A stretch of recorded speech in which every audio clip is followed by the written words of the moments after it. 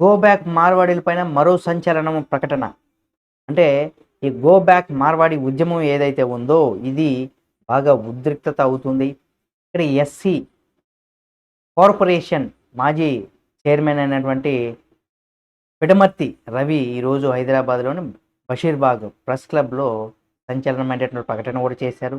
తెలంగాణ ఉద్యమంలో ఆ ఉద్యమకారుల్లో ఆధ్వర్యంలో మన రాష్ట్రం మన దుకాణం పేరిట కూడా తెలంగాణ బచావో మూమెంట్ ప్రారంభమైందని, ఇటీవల ఇక్కడ మోండా మార్కెట్లో దళిత వ్యక్తి పైన దాడి చేయడమే కాకుండా తెలంగాణలో 2000 ఉంటే తాగి పండగ చేసుకుంటారు మార్వాడీళ్ళు అన్నారనేసి కూడా ఉన్నారు. దానికి సంబంధించి కూడా మండిపడ్డారు.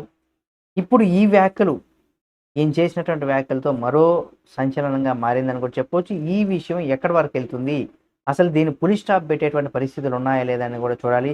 ఈ వీడియో మీకు నచ్చితే లైక్ చేయండి. మీరేమనుకుంటున్నారు గో బ్యాక్ మార్వాడీల పైన? మీరు మీ యొక్క అభిప్రాయాన్ని కామెంట్ రూపంలో తెలియచేయండి. మరిన్ని వీడియోల కోసం మన Telugu focus TV channel subscribe చేసుకుని పక్కన ఉన్న బెల్ బటన్ ఒకటి మాత్రం మర్చిపోకండి.